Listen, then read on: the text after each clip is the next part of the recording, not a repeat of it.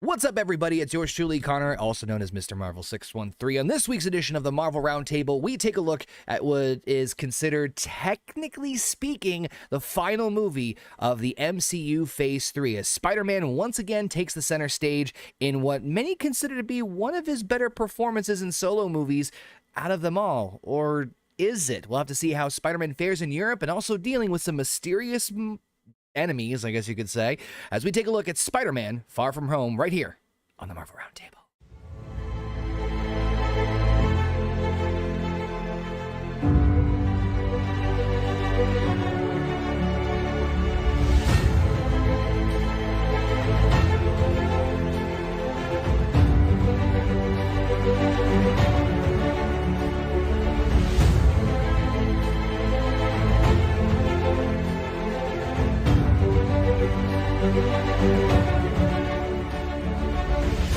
What's going on, everybody? It's yours truly, Conor here. Welcome back to the Horny Goat YouTube channel, of course, the Horny Goat Podcasting Network, where you can listen to us on all your favorite audio platforms. It is, of course, Monday, and you know what that means. It is time, once again, for the Marvel Roundtable, the show where we break down and analyze each and every single movie and show in the Marvel Cinematic Universe. You guys know me. I am Conor. Of course, I am joined with the wonderful, illustrious panel from the Horny Goat crew. Of course, we've got the tattooed mama herself, Heather. What up, Heather?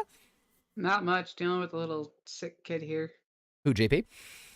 No. Oh, Wendy. I didn't see Wendy. Okay, so hopefully, is she feeling any better?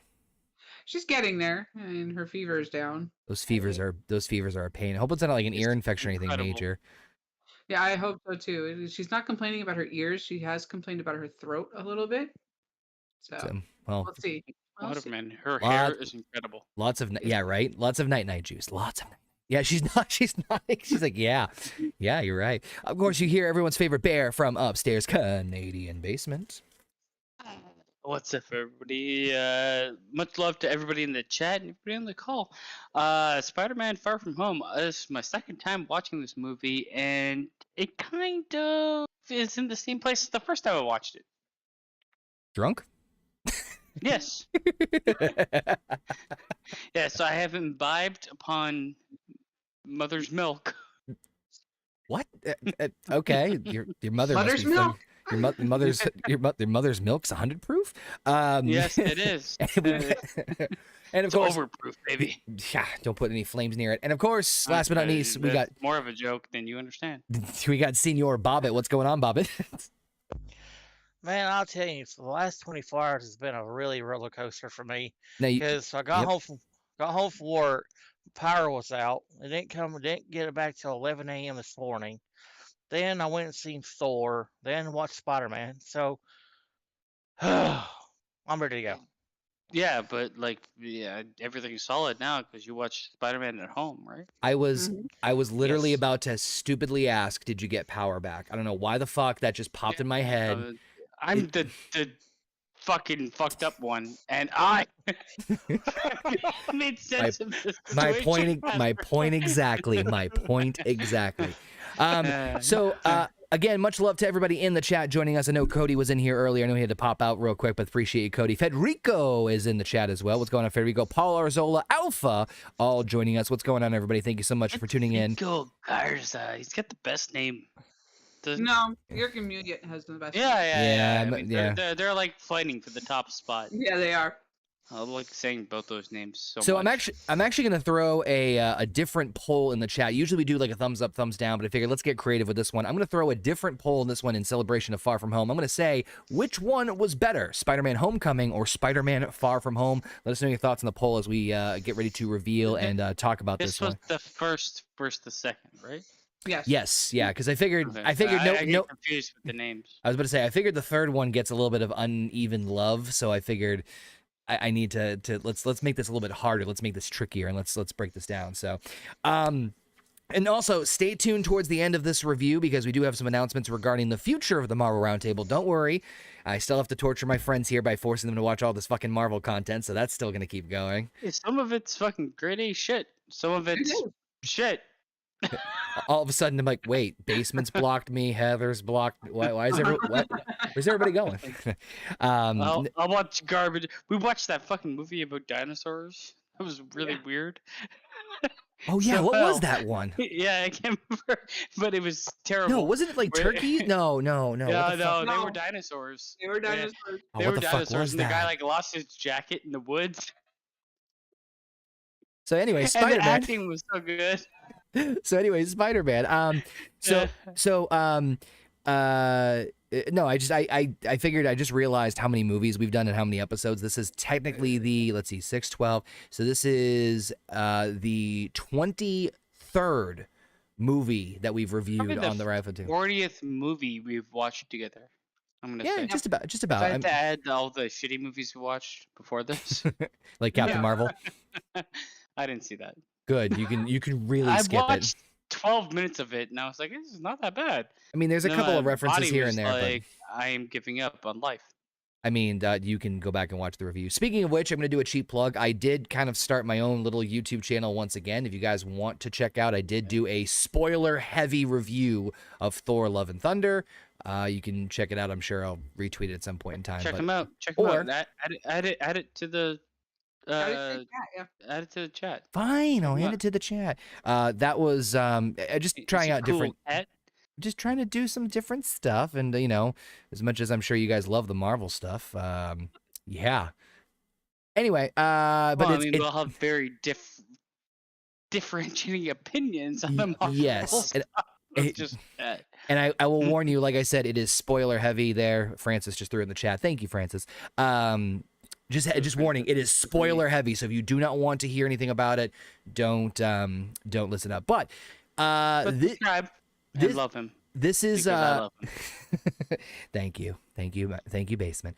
So this is a pivotal point in not just the roundtable but all of the MCU because Jesus, we all need a fucking cigarette after Endgame. So I mean, there is a lot to dissect. There's a lot of emotional brevity, and Spider-Man Far From Home, going back to like the discussions about integrating Spider-Man to the MCU, I referenced back to the deal we talked about with Sony where like this was not supposed to fucking happen. We talked about this at Civil War. We talked about this Homecoming a little bit. We didn't really talk about it much with Avengers for obvious reasons, but basically this was the culmination of Spider-Man being in the MCU, or at least this was supposed to be the final movie of Spider-Man in the MCU. And personally speaking, I'm really glad it wasn't, especially with the way that the movie ended, or rather the mid-credit scene ended, I should say, because it's like you just leaving the door wide the fuck open. But we'll get to that in a minute. But looking into the pre-production side of things, Sony announced that obviously they were committed to making future Spider-Man films after Homecoming was, I think it was one of the top grossing, not only just Spider-Man movies for Sony, but just like Sony movies in general. And so Far From Home also shattered records after that financially. So in the following month, good old Kevin Feige, Daddy Feige, said that if additional films were made, the company had an early idea to follow the model of the Harry Potter series and have the plot of each film cover a new school year, with a second film intended to take place during Parker's junior year of high school. But by October of 2019, discussions had begun for a second film, which villain would be featured, according to Spider-Man actor Tom Holland, who was signed for 2 more Spider-Man films after Homecoming. But of course, the biggest problem with this was, of course, the timing with everything. So apparently, Sony wanted to kind of pivot and insisted that the sequel be released in 2019, which, of course, really fucked up Avengers Endgame. I don't know if you guys remember this, because obviously they didn't want to spoil the fact that Spider-Man was going to be surviving after the blip, as they call it in the movie. But I do remember that, like, it was one of those things where it's like, well, fuck, we know what's going to kind of happen here. But Sony was like very insistent that this movie happened at a certain point in time. And they're like, well, if we do this before Endgame comes out, then we're kind of like spoiling our own movie in a sense. And so I don't know if did you guys remember hearing about that at all at the time? I don't remember hearing about it, but it makes complete sense. Why would you alter what has already happened? Done. But Yeah. you know what I mean? Like, it happened this way for a reason, obviously. Yeah. Yeah, I'm gonna be honest with you. I heard about them making a second Spider-Man movie after Infinity War ended. I'm like, well, that fucking spoils it. Right. I mean, granted. Not only that, Yeah. not only that, but here's a fun rumor too. This was right around the same time I heard. Well, there was rumors going around about the other 2 Spider-Man being involved in the next movie. So what was interesting was at this time is that everything was still somewhat up in the air as far as Spider-Man's future. Like I said, like Sony wanted to obviously milk the cash cow as much as possible. In fact, they even, as you may notice from the Spider-Man movies, they tend to include one major MCU character in each Spider-Man movie. For Homecoming, it was Iron Man. For this one, it's obviously Nick Fury. And then obviously when we get to it, No Way Home will feature Doctor Strange, which I thought was somewhat clever on both of their parts because it can kind of like be its own thing, but also tie in and kind of be both at the same time. It's kind of the only way to do it, honestly. Mm-hmm. Spider-Man on his own doesn't work for me. Oh, well, I was going to say cash cow, but yeah.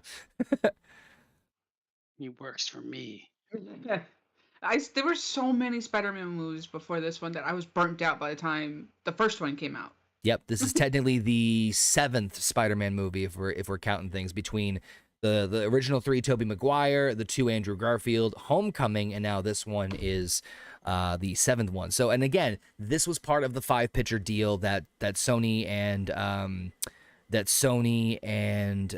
Marvel came to, Disney and Marvel came to, where it was gonna be a 5-picture deal, where it was basically gonna be 2 solo movies and 3 movies featuring the character. So obviously the 3 were Civil War, Infinity War, Endgame, and then of course the 2, Homecoming and Far From Home. And like I said, personally speaking, I'm glad it didn't end there. But that being said, getting all the pre-production stuff kind of out of the way, I forgot to ask, generally, without going into the details yet, overall thoughts about Far From Home.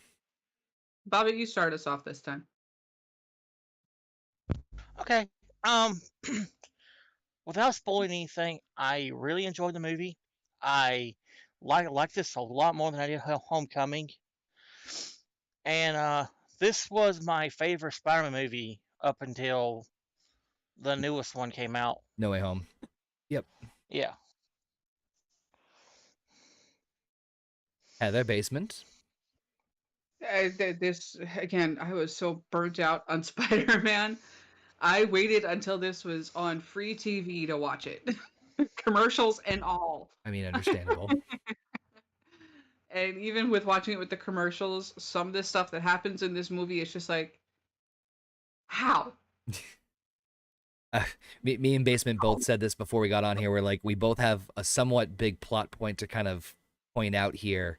And I can't wait to see if it's the same thing, because there's been so many of these where we're both like, yes. So I'm curious if that's going to be the same thing. But what about you, Basement? I mean, overall, I like the movie. I'm not gonna lie.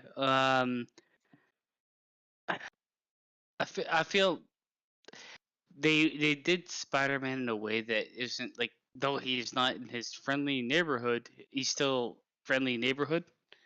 Yes. They don't turn him into like a cataclysmic event, even though this movie does allude to a cataclysmic event. It's not really like, it's not his cup of tea. But when it comes down to it, I enjoyed the movie enough. Like, I thought the one thing I love about this movie is that they kind of look at the parallels between Peter Parker and Tony Stark. Right. And The memes go, Dad? Yeah. and that's one thing that's built off of past interactions that works in this movie for me. I did enjoy it. Yes, there's glaring holes, and we will talk about those glaring holes. Maybe we'll toss some of them. Yeah.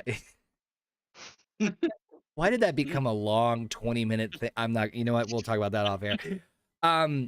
Personally, I'm a little biased with this because I'm a sucker for anything that has to do with the father-son relationship for obvious reasons. So anytime that anything plays on that, it's like right in the feels. And specifically, and we'll get to it, the scene where like Peter snaps at Happy on the airplane. That was like, Yeah, no, they Damn do it. it. They did a really good job with that. I will say. that part of it was very good, but kind of piggybacking a little bit off what Basement said, generally for me, this was a pretty big step up from Homecoming. Homecoming felt like, oh, it's like MTV special of Spider-Man in the MCU. Like he just happened to be in there. This kind of not perfect. There's definitely a lot that but it definitely felt like it was going more in the right direction of the Spider-Man that I wanted to see, where it's the balance between Peter's real problems and this big superhero responsibility. I love Mysterio as a villain. I do too. I will say. He's one of my next to Venom. He's actually one of my favorite Spider-Man Well, I villains. love the actor as well. Yeah, Gyllenhaal. We'll get to him. Fucking knocks it out of the park. But so I mean, not perfect, but definitely a huge leg up in my opinion for numerous reasons compared to Homecoming. Not that Homecoming was horrible, but it just felt like it's there. Like there wasn't. It dropped. Homecoming dropped the ball. Honestly, I mean, this movie has the weight of the world put on your friendly neighborhood Spider-Man, which is in the Homecoming at its end. And this is fucking what dead fucking Uncle Dickhead said. Oh, fucking Peter, Uncle Ben. Like what? Uncle Ben. Can I? Uncle Ben. You know what? You know what's funny? And I actually They didn't need to say it, but they showed it, which is what movies should do. You know what? We'll get to that in a second because I'm gonna speak on that a little bit more. But when we get to that moment. But with that being said, let's kick it into high gear. Let's talk about Spider-Man Far From Home. So the actual movie starts off and I don't know why this was just a thing for me, and I don't know if you guys noticed this. I don't know if it's just me. But the Sony Columbia Pictures logo was the very first thing. Then they did like the thing with Fury, and then they did the Marvel Studio. I think I talked about this in Homecoming, but I think I noticed it too, where I'm like, it's a bit of a like nudge the elbow to step in front kind of. I don't know. I thought that was kind of funny to me. The Sony Studios thing was taking it was kind of like they did that, then they showed a fucking statue that looked the same. Well, that's kind of a running gag with Columbia Pictures sometimes, is that they'll have like the woman morph into something or like chase off or something like that, depending on what the movie is. But so that's sometimes a running gag. But I just thought it was funny that like Sony's like, yep, this is us, and then like later on it shows the Marvel. I don't know. I just stupid little what thing. What are like, people really here for? Yeah. right. Us, yeah. But the film opens in a Mexican city where, of course, Nick Fury and Maria Hill have arrived to investigate the area after a reported cyclone with a face had been torn through the city, according to locals. Moments later, the two encounter a being known as an elemental, specifically one that can manipulate the earth. Fury and Maria are met by a man in a super-powered suit, who we later find out his name is Quentin Beck, played by Jake Gyllenhaal, and helps the two fight the earth elemental. And then we cut into the opening logo for Marvel Studios. Now, what's interesting is that this is another thing I forgot to mention too. So this scene was actually considered, like, I guess at one point in time, this was an additional end credit scene after Endgame, which I thought was very stupid. Mm-hmm. I believe it was either a I could be wrong here. It was either a re-release or part of the DVD or something like that, where they tacked this scene on as an end credit scene, which, I'm sorry, fuck off. That is so stupid. Which is funny because when we get to No Way Home, they do the exact same thing at No Way Home with Doctor Strange, which that makes a lot more sense because you're trying to continue the story, whereas this one, it's like, I mean, yeah, you're kind of continuing the story, but it's kind of more like again, Sony be like, you need to mention us in the big blockbuster earth-shattering record. I don't know. But as far as openings, there was a little something that I think that, I don't know, Basement probably didn't catch it, but maybe Heather and Bobbitt did, about the opening interaction between Nick Fury and Maria Hill. Did you guys catch that? I don't think so. So, as a little tease to what happens at the very end of the movie in the end credits, Maria called Nick Fury Nick. Yeah, I caught that. Yep. So Basement, and since you didn't see it, in Captain Marvel, Nick Fury reveals that no one calls him Nick. Everybody just calls him Fury. Yep. So it's kind of a little like a wink. Unless it's a green alien. Spoilers, god damn it. But I caught that at this time around. I'm like, oh, they were trying to. I mean, maybe it was an Easter egg, maybe it was a fuck up. I don't know. Either way, kind of cool. And what the hell? I'm What gonna the hell? say right here, this movie had too many swerves. Yes. Too many. It was a One fucking too many villain. swerves. Now- One too many swerves. Now, I love the setup. I think it was great little, just like, plop. We're gonna get right into the thick of things right here and then. And then we, I mean, pretty by the by intro, right? Like, okay, cool. We're setting. We already got the. All right, moving on. Like villain or problem established. Let's go. But it turns out later on that that's not what that was establishing at all. No, it was just establishing the story. Yeah. It's establishing where they go with their storyline. It has nothing to do with Spider-Man at this point. Right.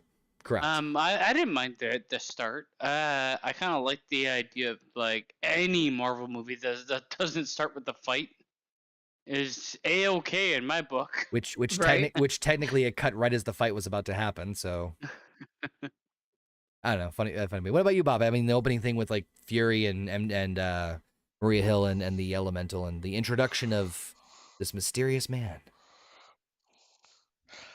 Oh yeah, I thought it was pretty cool, but I was like, wait a minute, what the hell's Spider-Man? We'll get there. Anybody and everybody. Now, I'll get there. I do have a question because I'm not sure how many of you knew about Mysterio's story before he was introduced into the MCU. I don't know anything. I to knew be honest nothing. with you. Okay. I did. And so when I saw Mysterio as like the advertised villain when the movie came out, I'm like, oh. And so it was a little bit of okay, well, we know how this is gonna. I wasn't sure if you guys already knew, but I had a feeling like something's I gonna be. feel like they just went sideways with it. Just a little bit, but once you got to the Yeah, point I of the movie, liked that they did that.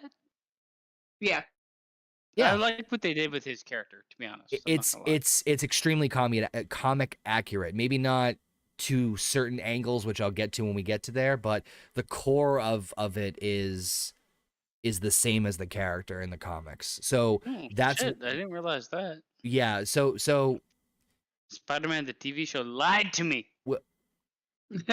no, it was right. Was it? I don't know. I didn't. You're talking about. I love how like the show that I never watched lied to me. Anywho, I watched it. It just never. Was it seemed the- that wait, he wait, was was it the manipulating night- drones and shit? was it the '90s one? Yeah, The one that had like everybody in it? yeah, The one that had like the X-Men tie-in? yeah. Yeah, that one showed Mysterio, and that one's comic accurate too. So it's sort of the same. Just I remember that being part of Mysterio's. we'll talk about it when we get there. But anywho, Alright. we cut to Midtown School of Science and Technology, where Betty Brant and Jason Iannello, I can't believe I actually have the names in the notes here, are doing their daily school news report. But they start with an in memoriam dedicated to Tony Stark, Steve Rogers, which I thought that was Of fucking all. hilarious. What school is this? It's Peters High School. Yeah, why did they have a video fucking news edition of the a school? lot of high school too. A Well, lot. it was the end of the school year. And it's No, part of but- the AV club. Wait. First of all, I went to school and they had people talking over the fucking stage. They didn't have kids. They're just people. So this is what school is now? Yep. Yes. News reports? that before school surprised? starts? Yeah, I'm not really that surprised, but It's how they gain the credits through AV club. Yeah, see, broadcasting. So they do the in memoriam dedicated to Tony Stark. I love the boom mic, is all I'm going to say. What's that? The boom mic makes Oh, yeah. several appearances. Dude, the whole thing was absolutely beautiful with like Yeah. the in memoriam, and then it's like they kind of, it's actually a clever setup because they kind of recap about the snap and how like, or they call it the blip. Blip. But I Yeah. love the absolute cheesiness of the kids explaining everything, and it's like they do Yeah. this somewhat like really cheesy Photoshop immemorial, which or not Photoshop, PowerPoint, and it's not Yeah. too bad with the I Will Always Love You playing in the background. But what cracked me the fuck up the most was they do all that and it says in memoriam, and then they have the fucking like vigil candle Yeah. image, but it's got the watermark with Getty Images on it. I fucking died. The way that they did this, I was about to say, like, I mean, first of all, I had to say, is this a thing? And second of all, I love how they did it. Because This is the one thing it's that was so purely real budget. life accurate. It's Yeah. so budgetless that I love it. It's like- And they knew what they were doing when they fucking They, the they- boom mic comes down multiple times. thanks to so and so for doing that sick intro. Brr, brr, brr, brr. Like, what the fuck? It's The accurate to what high soundboard. school students are today. Somebody with that fucking soundboard. Oh, God, it was so good. I also I love the setup in two in terms of like they do, and this is something I really hope they explore more of, because it's like, yeah, fucking half the population of Earth was gone, and it's like we aren't really talking about. I mean, I know we're gonna talk about it in when we get to Falcon and Winter Soldier.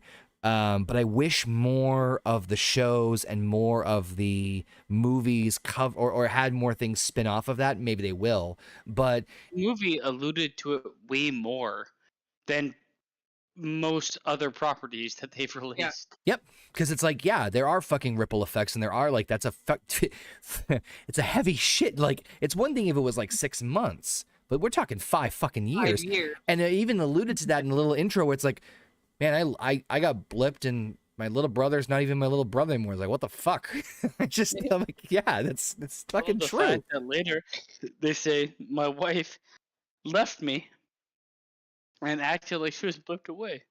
We had a funeral for her that wasn't really a funeral, and then hell, you hear like, hell, even May Parker, Aunt May says like, when I blipped back in my apartment, the woman who was moved in there thought I was a ghost. She thought I was like a, you know, there's little mentions and hearsays to like, yeah, this is fucked up. It's a big thing. It's a big fucking deal, and it just. But it's such a succulent piece of meat that they haven't taken advantage of. Right. That It it has not. blows my It left mind. to rot out in the desert. Yeah. I think we talked. I can't remember when we talked about this. It was either on No Talking Books. about with the Punisher. Yeah, but I can't. I think it was on No Bucks Given. We were talking about that, It where was on the I yeah. really I said I really wish that they could. I mean, you could easily do the Punisher or some other potential other character with an origin story that may not either be, may not be like direct, but maybe somehow tied into the events I of think the Blip. Punisher is the. I think you fucking hit the nail on the head. The Punisher is the perfect Yeah, character to be centered around that, and like make it dramatic and make it human instead of otherworldly like everything else. because we'll get into Phase 4 shit when we get into Phase 4 shit. We're still in Phase 3, goddammit. So while this all going on, Peter Parker, of course, discusses with Ned Leeds his plan to win over MJ, on whom he has developed a crush on. They are preparing for a class trip to Europe, and Peter hopes that he can tell her how he feels. I do love the little awkwardness, and that's something I want to just press upon this, is that Marvel has this like formulaic type of comedy that I think we all know what we're fucking talking about at this point, 23 films in. There are some movies there are some movies I mind it more than others, or it's more annoying than others. To me, this is almost the perfect movie for it. Well, it's because it's those awkward, like, kind of dad joke situations, and Right, that's my point. It's awkward, socially awkward teenagers that are talking. That's my If you're point. gonna feature Peter Parker and you're gonna feature Happy, then you're gonna have that, and this is where it works. I agree with you guys. Also, there's a point in time where he just jumped out of the room, Who? like he was being like Peter Parker. He was as Spider-Man. Yep. And they were talking to him, questioning him, and he just jumped, and then it just cut him somewhere else. He jumped out of the room. Yeah. Please don't tell me that's your big plot hole, because No, it's not my favorite Oh, plot okay. hole, but he did. And I had to Um, mention it because she also threw a banana in my face. oh yeah, which I mean, I do. I'll get to that. But I mean, apparently he now has a crush for MJ, which I could nitpick and be like, well, we never saw any inklings of that, which we I didn't need to see it. I'm okay with that. Well, Yeah, I- there were little snippets of it when he tried talking to her in Homecoming. I'm 100% okay with this. yeah, that's a big stretch for me, and again, I have to go back to the fact of like, as I mentioned in the Homecoming review, this movie almost didn't happen because everything was like on a case-by-case basis with Sony and Spider-Man. So like the fact that we even fucking got this movie was a fucking godsend. So they kind of had to like nudge it a little bit more. But yeah, there was little inklings in Homecoming. That is small potatoes in the grand scheme of things, especially when I'm gonna fucking argue about and get on my soapbox later on. I'm sure we are all going to be there. Well, we'll see. I'm curious if you guys are going to be on the same boat. On the same soapbox as you. I feel it in my soul. I think I know. So anyway, Peter later attends a fundraiser as Spider-Man with Aunt May, played once again by Marissa Tomei, there to support him, and we learn that she also got blipped too, like I mentioned. They are met by Happy Hogan, played by Jon Favreau once again, who appears to be flirting with Aunt May, and he gives Peter a heads up that Nick Fury is going to call him, which he almost does immediately, but Peter then ignores him since he has other things to worry about. Of course, getting overwhelmed by reporters, which I actually really like that scene where he's like getting asked about like, are you now the lead Avenger? Yeah. What happens if aliens happen? Are you going to be the next Iron Man? He gets too overwhelmed and basically gets the fuck out of Dodge and then lands. This is when he jumps out of the room. Yep, he jumps out of the room and then lands on the rooftop, and he looks over to, of course, a beautiful, what looks like spray painted memorial of the Iron Man head next to him, and of course he just taking that emotional moment. So Basement, this is the frustration. What? You said No. I thought you were saying this is the scene. Oh, this is the scene where he jumps out the room. Oh, he jumps out the room. He doesn't have. Well, he swings around. Yeah, well, that's not shown. He jumps out the room and then he swings on a building. So that's that. Oh. Also, like, I mean, he's got armbands. How the fuck? You have to have matter to produce matter. Come on. Yeah. With those, with his fucking web shooters. Yeah, he built his own special web shooters. I know, but they're armbands. Do you not remember that the Tobey Maguire one literally just came out of his wrist? Well, that's not him though. But he does have armbands. I know, but like, where is that matter coming from to produce so much web? It's in liquid form. Yeah, there's a limitation, and he does have a liquid form of it. Oh my god! It looks like armbands that there's nothing in them at all. They are tiny armbands, and he produces massive surges of web. Well, no, if you there's a reason we have a ball sack. Well, do you not remember Tony Stark's sunglasses? They're an entire fucking computer built into the framework of sunglasses. Nothing makes sense. It's okay, I accept that. Nothing makes sense, and I accept that. This is just true to the form. Nothing makes sense, and I accept it. Since we're on the subject and we're kind of bouncing around because fuck it at this point anyway, I do love on some weird quirky level that after the events of Endgame, which apparently are now public knowledge, that everyone's just like, yeah, okay, with whatever weird shit that happens going forward. Yeah. Everybody's like, this is life, and this is this guy that didn't blip, but he's now 18 and leaving high school. Which I mean, after an event like that, I can't say that. I mean, I do question the fact that everybody that's relevant to the story is somebody that blipped. Right. Every one of them. Every single one. Even the teachers involved. Ed, Peter, they all blipped. Aunt May, they all blipped. I will also say that JB Smoove is criminally underutilized in this movie. Yes, I love JB Smoove. I love him. He's fucking incredible, and he's so underutilized in this movie. I 100% agree. So good. Man. Being a man of science, you know what I say it is? Witches.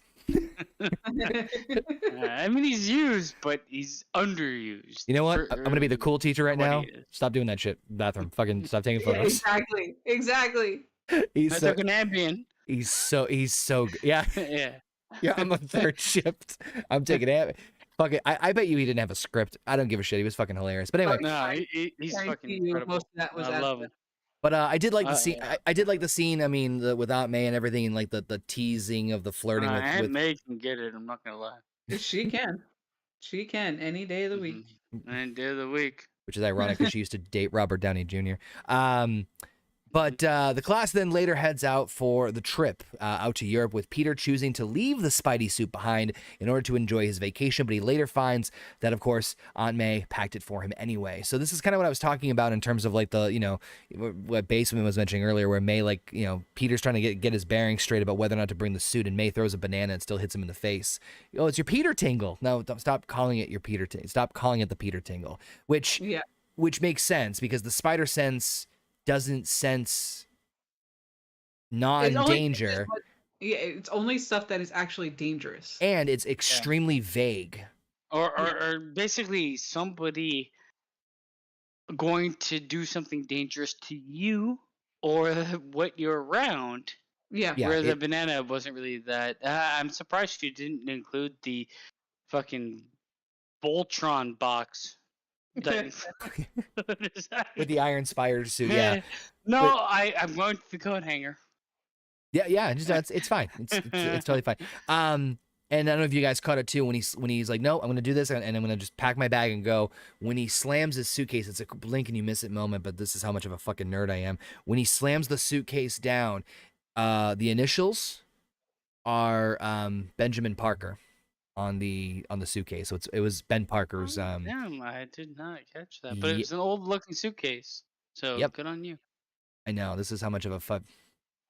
This is how, when something is played out, you use it in a show that moment is very pivotal for Spider-Man. Here's what I'll say. I'm gonna try because I know Basement hasn't seen No Way Home. They do a version of that. No Way Home. Huh? I thought we were reviewing No Way Home for the last 7 days. No, we'll get there. When we get to No Way Home, they do their own version of that moment, and I'll be very, very honest. I think it's out of all the iterations of they've done in Spider-Man movies, I think it's the best one. I don't give a shit, but we'll get there when we get to it. So the students are all chaperoned by Mr. Harrington, played by Martin Starr, and Mr. Dell, played by the wonderful J.B. Smooth, and are joined by other students, including Flash Thompson, Tony Revolori, hope I'm saying that name's right.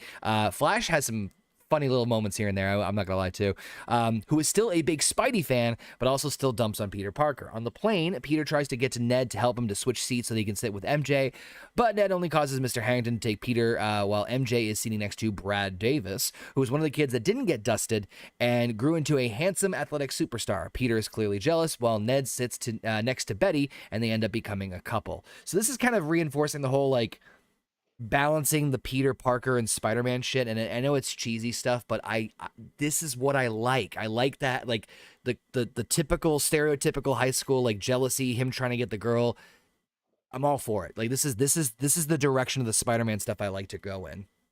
Balanced at least. Yes. Well, it makes sense for the character at the time, and I do like. Yeah, I do like the fact that he tries to manipulate the scene and then fails, and that's that. The thing is, if you don't like this kind of stuff, don't watch this movie. Yeah, you're not wrong. And shout out to Bodo with some very interesting comments in the chat. Man, that's some funny shit. But no, I mean it established it, and boom, and we were good to go. I also did love how Ned and Betty became a couple literally on the airplane. In seconds, it took one fucking sentence, and they were just like, "Cool." I mean, to me, this was at first watch, I was like, okay. At second watch, I was like, first of all, you don't get in a relationship with somebody and call them babe in 6 hours. I think it's high school. They're high school students. Yeah, I was about to say, I think it's more of a satire on fleeting relationships in high school, and I mean, watch it the writer's no, I just thought it was funny, and they just threw it in there for the sake of it. But that's the way I interpret it, and I thought it was fucking funny. It's just oh. I mean, throwing it in there for the sake of it is exactly what they did. They wanted to do something with his character and keep his character relevant because they want he's fun. He's the guy in the chair. Yeah, yeah. Yeah. Well, You got to give him something to do in the meantime, and I recognize what it was, but it doesn't mean I hated what it was. right. I mean, Bob, did with the whole like balancing of Peter Parker and the Spider-Man stuff? I mean, did you enjoy like the more like high school shenanigans or high school troubles that he was going to get into, like the, and like the I'm jealous of this guy and I got to win MJ over kind of stuff? Yeah, I like it just because it's a different take on it than what we've seen. I feel like this Peter's kind of more accurate to what he was in the comics Mm-hmm. because the Tobey Maguire one, he was already grown up. He already had a job at the Daily Bugle. He was dating MJ. Well, this, you see more of his upbringing without fully going an origin story with it. I mean, they did do a little bit of that with the Tobey Maguire versions, with like him trying to balance out like his love life with MJ. But it is a different. We're looking at like. I also feel like the weight of the world on a kid's shoulders is different than the weight of the world on an adult's shoulder. Or an adult playing a 13-year-old, yeah. But no, but no, like. Right. I personally prefer this. I know people always argue like, oh, Tom Holland versus Andrew Garfield versus Tobey Maguire, who's the best? Tom Holland is the best Spider-Man for me. I was He about to fits say, the part better because he looks the part. But he also sounds the part. Yes, I was about to say that's the reason I like the Tom Holland version is because, to me, a high schooler Peter Parker leans more towards the character of Spider-Man to me than say like a college student version of Spider-Man, where you can balance out the real life and I think that's the way he was. I mean, there are obviously a fucking bajillion different versions of Spider-Man in the comics as far as like Peter and what age and blah blah blah. But to me, this is why I like the Tom Holland version, because he's arguably one of if not the most relatable Marvel character in history. And this is the reason why this movie kind of emphasizes it. Why? I would say, like, if you're looking at movie wise, Tom Holland, then fucking Seabiscuit, and then Andrew Garfield for me. Tobey Maguire, yeah. Well, Andrew Garfield for me was just he's a fine actor. Just it's not. No. He was too GQ model for me. There's too much going on there. Someone said I can't remember where I read it or saw it, but I'm going to steal it. And I actually, once I read that, I'm like, fuck, I completely agree. Tobey Maguire, in my opinion, was a fantastic Peter Parker. Mm-hmm. I think Andrew Garfield was a fantastic Spider-Man, but not the other way around. Yeah. Me personally. I think that, like, because I like the quippy, like, smart aleck. I mean, to an extent, fucking maybe it's his name. Seabiscuit had a lot of quippy, smart alecky ways. Yeah. I mean, I don't know. That's just a personal thing of me, and I think Tom Holland balances the both of them pretty well. My problem with Tom Holland, the only problem I have is the transition to maturity of the character that I don't think he will be able to do. He does the immature version great. Mm-hmm. I'm curious how he will do the mature version. Put it up here. I'll throw it away for you. What I will say is, in my opinion, movie I haven't seen. Yes, I think that when we get there, that is one of the biggest things I like about No Way Home, in my opinion. And we'll get there when we get there. But just saying, hold that idea and we'll revisit it again when we get there 7 years from now. So the class first arrives in Venice, Italy for their first stop. They stay in a crummy looking hotel, but they take the time to enjoy the sights while Peter tries to get closer to MJ, even buying her a black dahlia necklace because, of course, she likes the black dahlia, referring, of course, to the murder, not the flower. Suddenly, the water levels on the ground start rising, and soon a massive water elemental, easy for me to say, begins to wreak havoc upon the city, using water to flood the city or destroy buildings. Peter tries to do something about it, but he left his Spidey suit back at the hotel. Beck, of course, then arrives and uses his powers to fight the water elemental, and he is able to subdue the creature's attacks before ultimately splitting the creature in two. He is seen as a hero by Peter's classmates, and after watching a news report on him, they start to call him Mysterio. I wonder if it's the October 1996 edition. Hell of an intro for Mysterio. I mean, if you're going to make an entrance, that's the fucking way to do it. Here's my problem. It's fucking water. Yeah? You can split water in half. Guess what? It rejoins. Mm-hmm. And it's back alive. Right. Because it's fucking water. But it's Mysterio. I mean, here's my problem, Heather. It's an illusion, and water leaves traces for where it actually is. Exactly. I mean, my biggest problem with this movie is what I'm about to say. He is using drones to work magic, where eventually you have to realize that this doesn't make sense. Okay. Let's tackle that. So, I can I honestly can buy it on the explanation they gave. I can buy it to a point where it becomes magic later on. Well, okay. The only thing I can say is I don't think. See, that's the tricky part. The thing is, the water and the fire and shit like that I can buy. I can't buy when visions of somebody beating up somebody are actually beating them up, because that's impossible. It happens later, trust me. In this movie or a different movie? In this movie. In this movie. When Oh. Mysterio first starts Took me. revealing to Spider-Man who he really is. Yeah, there's where I'm like, what? Took me a second. I'm like, the fuck part are you talking? Yeah, okay, we'll get there. The water part though, I mean, I kind of dug. You know, that's what I gotta say too. Visually, amazing. This movie. I love the set pieces for this movie. I love using Europe, and I love using how they worked it in every scene they do. Because I have to think in my mind they were on set. They were where they were.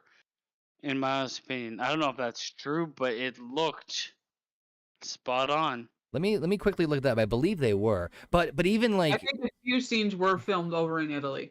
I Not believe all. Or like in Europe in general, because once you go there, moving around Europe is cheap as shit. I'm just looking through here. They were in Venice. They were in fucking everywhere else that they went to. So I can't remember it.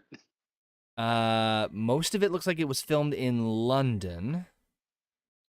Oh nope, they were where they were.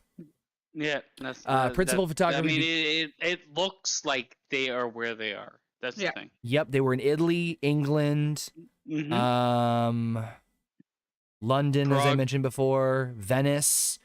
Yeah, I mean, I love that. I love the fact that like they're gonna shell out the money to go there. Prague, and Czech Republic, yeah. And also, most of what they did there is people on a boat, people in a walkway. It doesn't really have to matter. But not all of it was there, but they did you know, did do certain scenes. But no, was to say it was visually, not just in terms of the European setting, but also when you get to like some of the hardcore illusions. I need an edible for that stuff and just see how that's going to be. Specifically, one part. I mean, for me, it's kind of mind-boggling that you can get like a computer to like do this. Though they do explain it later. Like like they pre-programmed shit to make it look like a natural destruction. Some of it, some of the illusions I will be very upfront with, specifically when like Mysterio's picking apart Spider-Man. I'm like, okay, maybe that's not what the fuck's happening, but I suspended my I mind mean, for a moment I'm with you. Yeah, in we, terms we of all like, knew we all knew something was going on because we know Mysterio is not a fucking hero. well, no, I'll talk about one specific scene a little bit later on. But anyway, so Peter and Ned go back to their room, but Ned, of course, gets tranquilized by Nick Fury, which fucking hilarious. He has been trying to get Peter's attention, and it hasn't worked until now. They have to leave the room and talk in order in private since everyone keeps interrupting them. I don't know about you, fucking cracked up at this scene because basically, like, everyone keeps walking in his room. He's like, if one more person comes in that room, we're gonna be going to another funeral. I'm like, you fucking entered here, you dick. The Yeah. last funeral was Tony Stark. Don't mention that. Fury takes Peter to a secret hideout to meet Maria and Beck. Beck explains that he is from an alternate Earth, which is where the elementals come from. This was supposedly caused by the snap, and Beck claims that the fire elemental was the one that destroyed his homeworld and his family. Fury wants Peter's help to fight him back, but he feels he isn't the Avenger that is qualified to fight beings like these. So a lot of exposition in this scene. And what I find really interesting is that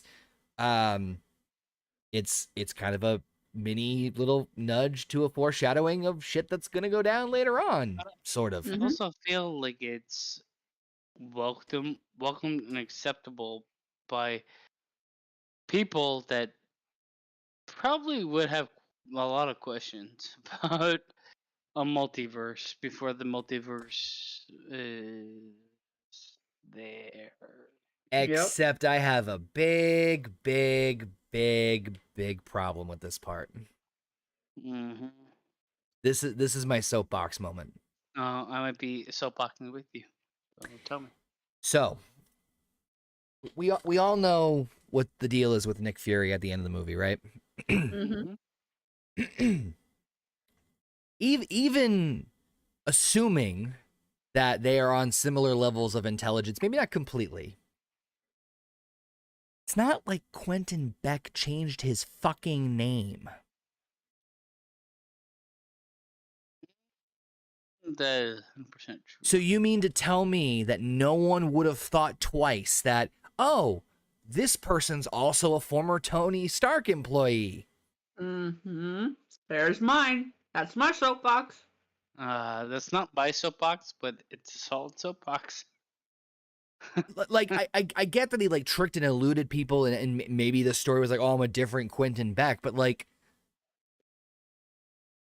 I don't know, like, that just seems a little like if he changed his name at the very least, easy buy, fine, cool. I have a question. Is it always the same Fury in this movie? It's Or is assumed so. the... It's There you go. assumed so, based off of what I said at the beginning earlier. But even still, you wouldn't. I mean, if well, Yeah. No, he wouldn't look into him at all. He'd just right. give him the keys to the kingdom. Yep. But no one else, no one. I mean, Fury sits there and background checks the people that come to mow his lawn. To be honest with you, I kind of dislike the swerve of this movie because I don't think it needed to happen. Are you talking about the mid-credit scene or what? No, like like basically, That's all hey, I'm Mysterio because I've been done wrong.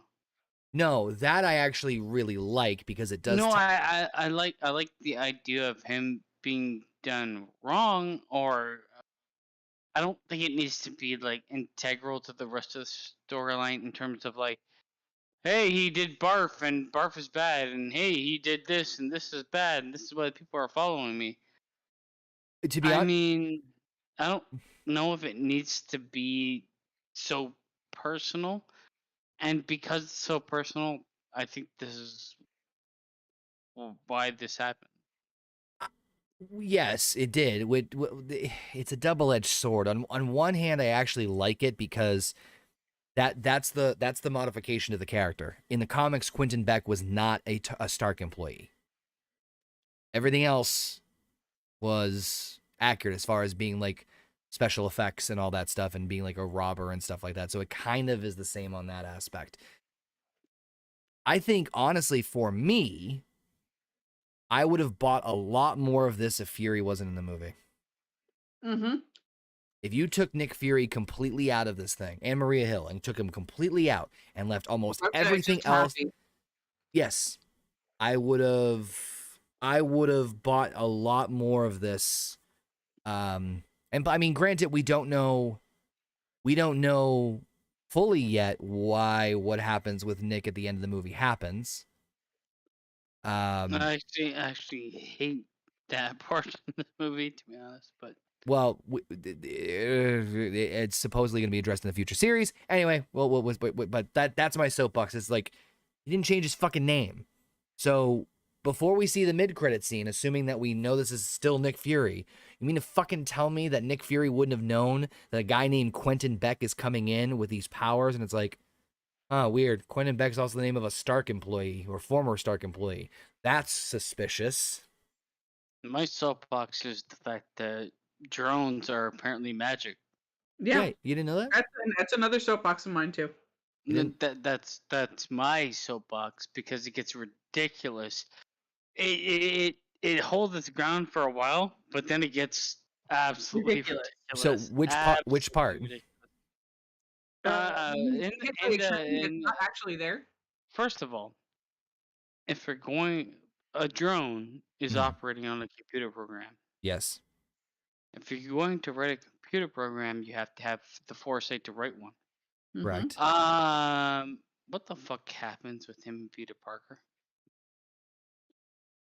Peter figures out he's not as good of a guy. No, as he but like the actual movie establishes them running through like routes of how this program is gonna work.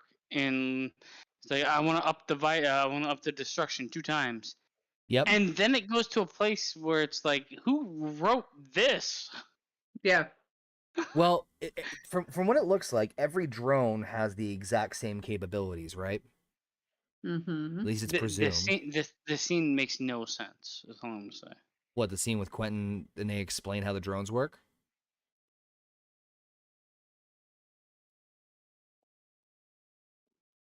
Did they lose you, Basement? Did you mute yourself? Is he dead? Rogers might have killed him. No! And for those of you watching, no, not Steve Rogers. Rogers is Canada's Yeah. crappy internet service.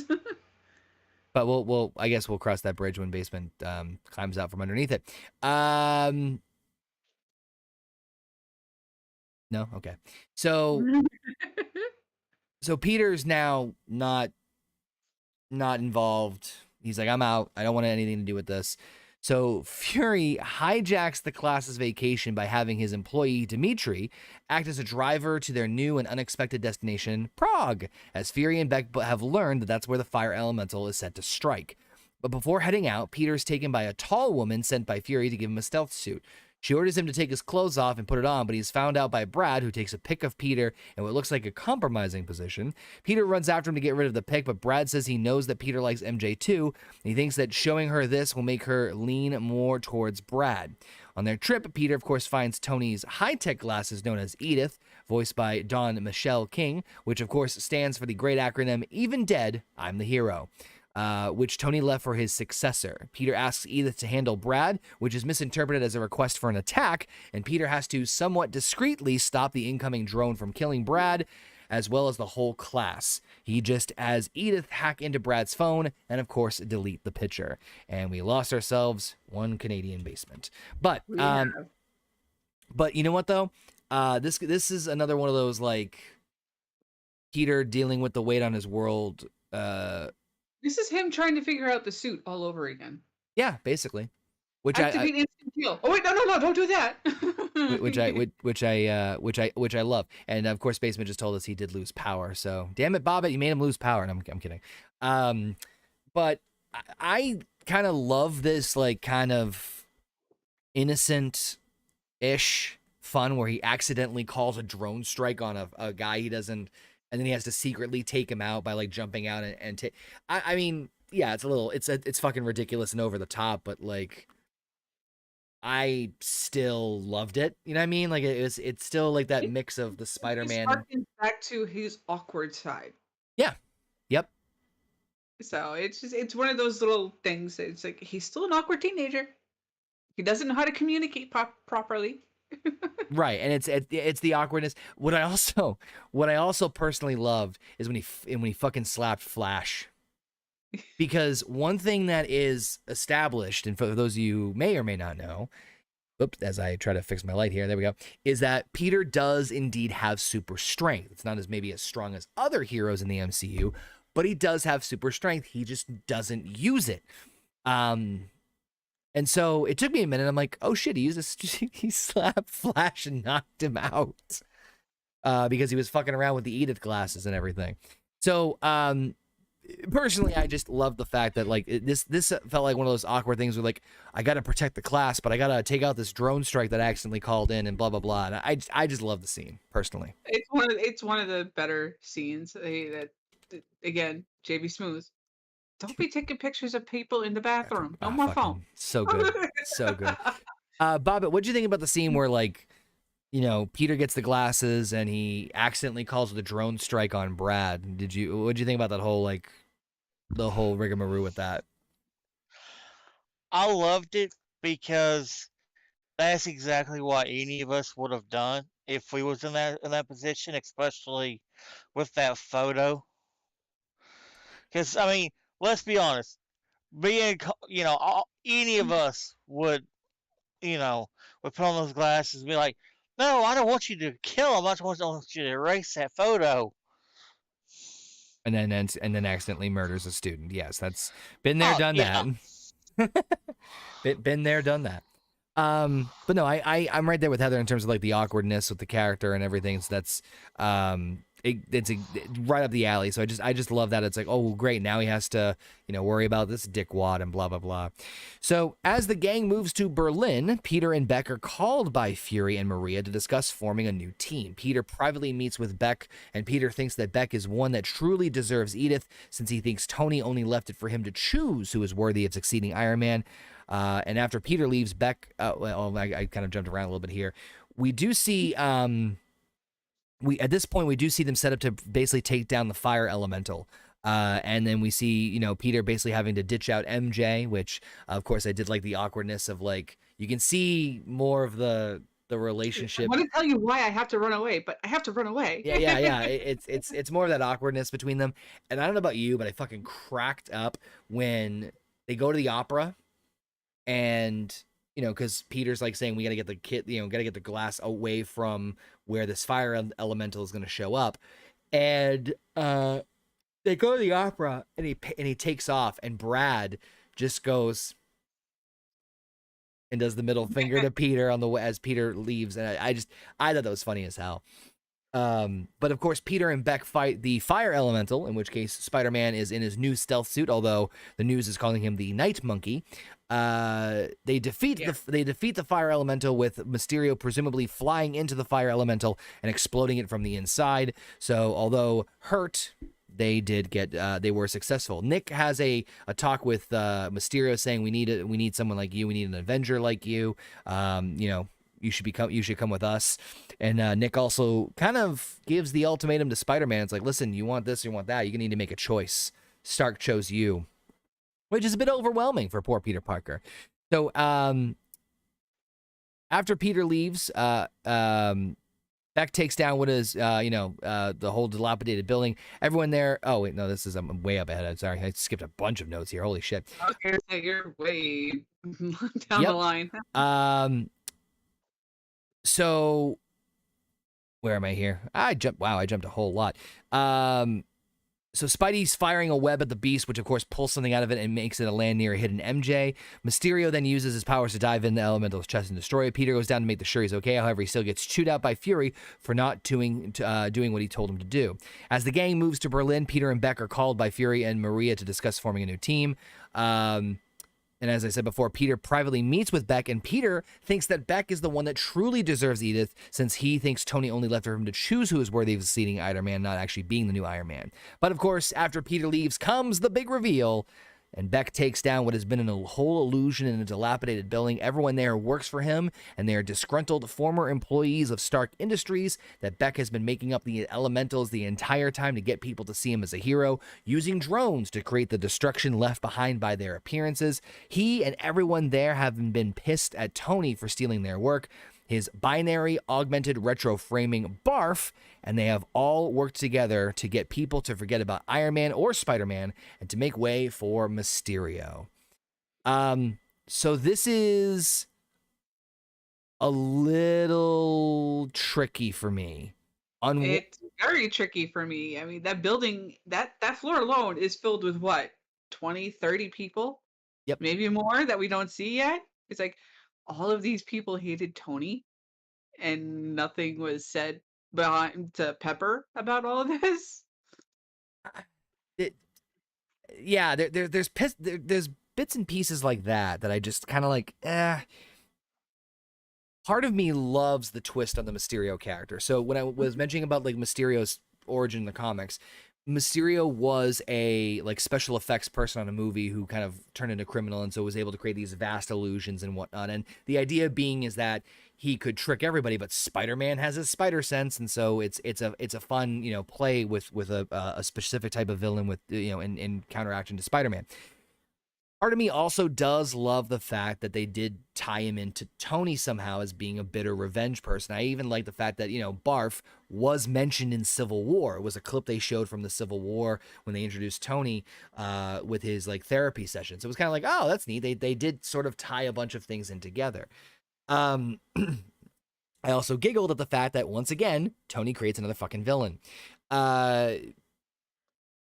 It is a little, and I also do love the fact that we see the guy from the first Iron Man movie where Obadiah Stane's yelling at him, Tony Stark used to build this in a cave with a box of scraps, and it's the same scientist. So part of me loves that, but like you said, Heather, part of me is like, you mean to tell me that there's like, what, let's be generous, 15 people in the bar when the illusions dropped, and all of this went under the radar?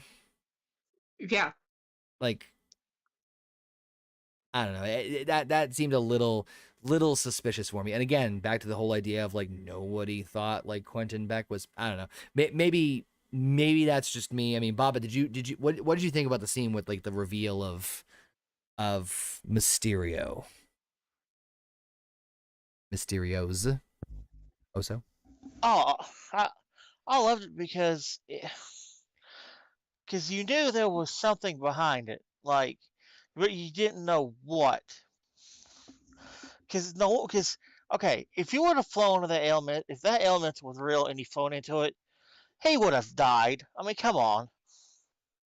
Yeah, I mean, you're not wrong there. Let's be honest. And then all of a sudden we have JP on the call. Okay. Well, yeah, everyone should be dead again. He does bring up some good points every now and then.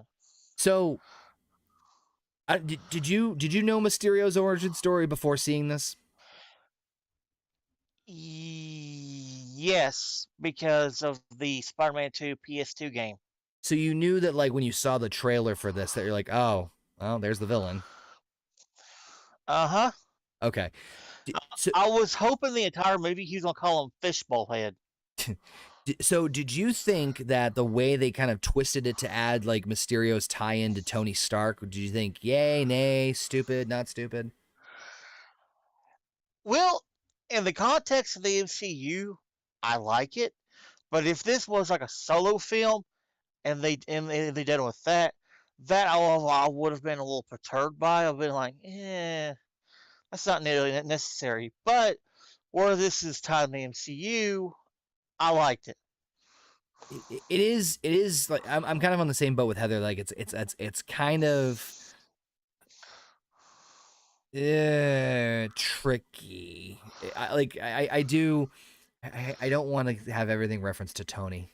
Like, yes, he's gone, and yes, Tony did. There's a lot you can do with Tony. There's a lot of references and things that you can spurn off of Tony Stark at this point, because let's face it, right. love him or hate him, he's the godfather of the MCU. But at some point, we gotta get away from him completely. And I think we're either at that point or close to that point until fucking Ironheart shows up or Armor Wars, because God forbid. But we'll Yeah, I'm not 9% sure. Phase 4, they wanted to get away from Tony. That's why he's not being referenced at all in Phase 4. well, we'll see how that goes. I mean, there's still so much things they can do. I mean, now the door's fucking wide open between dimensions, time travel, and God knows what else. And God, Yeah, so for now. yeah. So seriously, but Oh, good God, yeah. yeah. I see Basement was in the chat just a minute ago. I love when he TKO Flash. What the fuck? What the fuck is happening to Canada? I don't know, Basement. You tell me. That's why I got to move to the States, man. Move to the States. But Basement, if you're still watching, Stable internet then. yep. Well, so Peter goes back to the hotel to invite MJ to go out with him without anybody else. As he tries to tell her how he feels, she cuts him off to reveal she knows that he's Spider-Man due to the many coincidences involving them being in the same places at the same time. She then pulls out what she found at the site of the fire elemental fight, a projector that shows Mysterio fighting the as yet seen air elemental. The two realize that Beck is behind the elementals and that he is a fraud. As Beck and his goons prepare for the Air Elemental Avengers level attack, they find that the missing projector from one of their drones is in Peter's hand. Did either of you get a little bit turbed at the fact that Peter and MJ deduced that Beck was a fraud in like fucking seconds? Yes. Yep. Like, yeah. She's a snarky little brat of a teenager with a high intelligence level. Yes. However, she's still a fucking teenager. How the fuck is she figured that out and not Nick Fury with an entire fucking database behind him? Well, not only that, but if I was Peter and I seen him fly into the elemental, I'd be like, wait a minute, that ain't right. I mean, yeah, you obviously clearly can tell that something's wrong and then figuring out it's a projector, but like, I don't know, part of me was a little bit like, that, how the hell did the projector work on its own, like conveniently at that? There's a lot there. I could, yeah, Yeah. I know. I think that's the scene Basement was talking about as well, as far as who could have programmed this when it's not supposed to be shown yet. Well, excuse me. It could be a memory thing. There's a couple of explanations that it could be, but it just, because the movie has to happen. Oh, right, yeah. Yes. That's the pitch meeting little example. Again, I'm kind of nitpicking at that part, but at the same time, it's like, It's Nick fucking Fury with the entire database of S.H.I.E.L.D. No matter what, if it's still standing or not, it's still fucking there. Mm-hmm. I honestly think that's my biggest issue with this movie is Nick Fury. If you, even knowing what we know towards the end with the mid-credit scene, if you just took him out, if Yes. you took Nick, fucking keep Maria Hill for God's sakes, or some other side character like Hawkeye or some shit. Just not Nick Fury, because Nick Fury is supposed to know everything. And He's the most paranoid motherfucker in the entire fucking MCU. And yes, he says at the beginning that he was blipped away and it was 5 years later and he doesn't know shit when he was confronting Peter about recruiting him.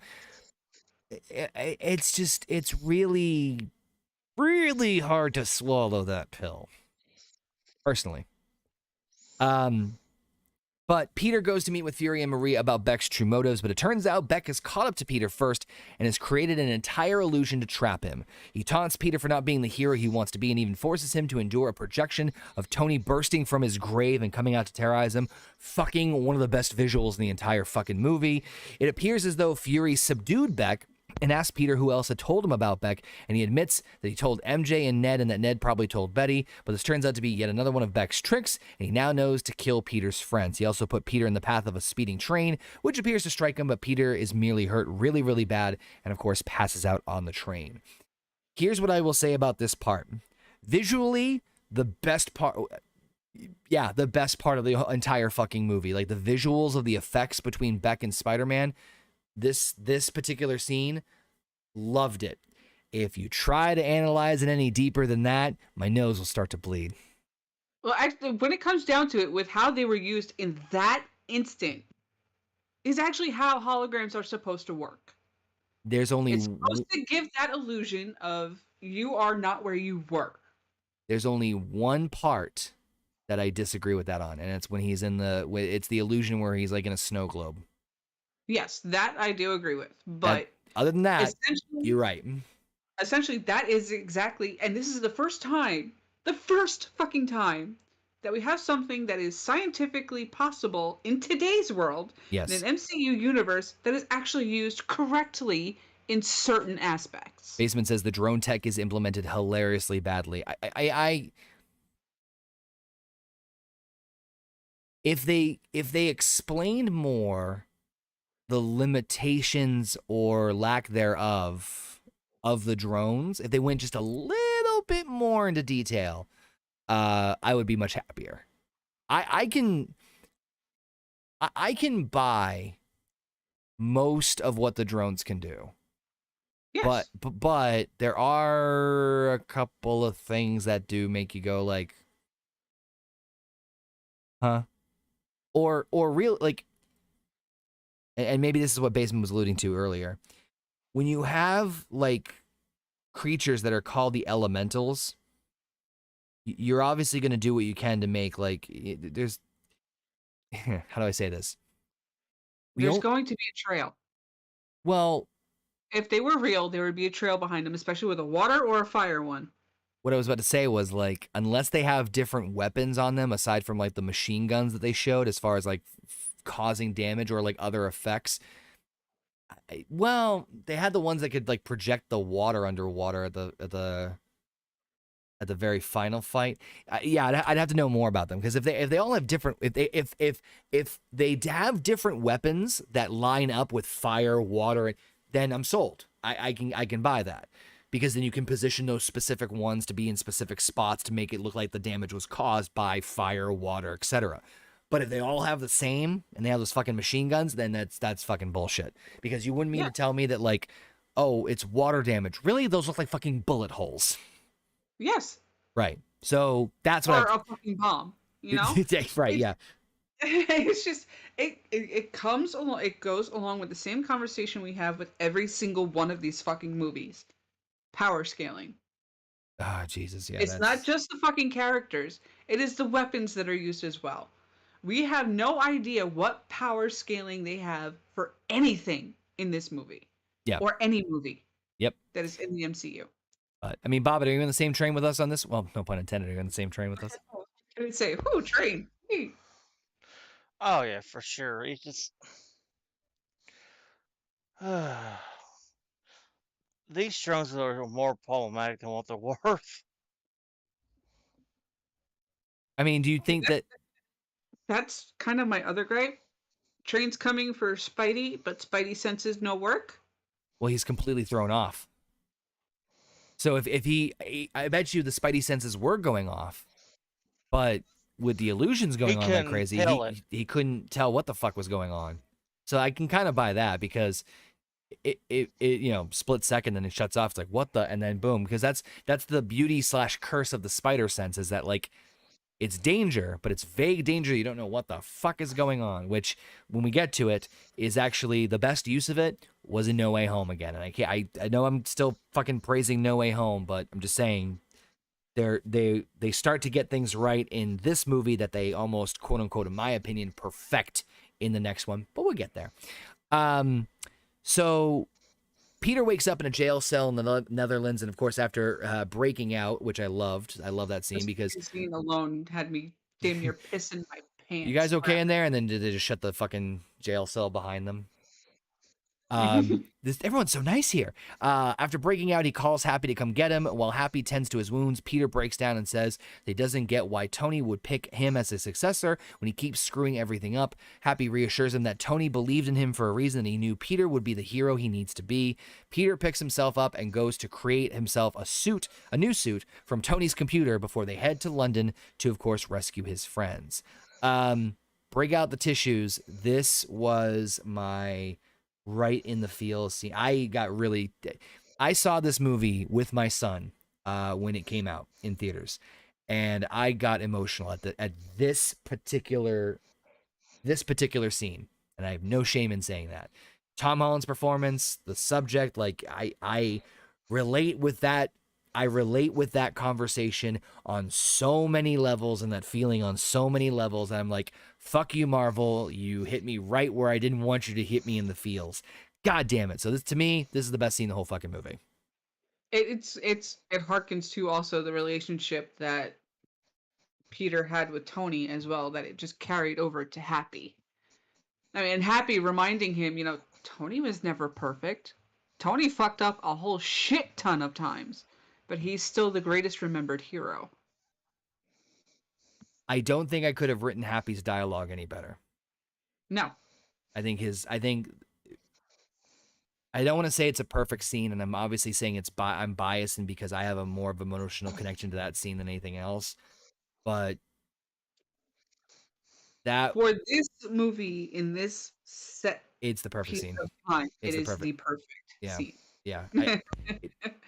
Just my opinion. I mean, Bobbit, maybe you feel otherwise. What'd you think about this one?